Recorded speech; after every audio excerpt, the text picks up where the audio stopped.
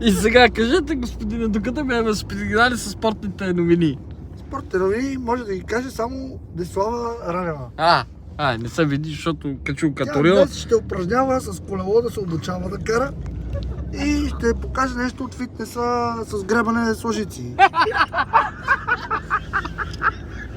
Греба ръка с лъжици.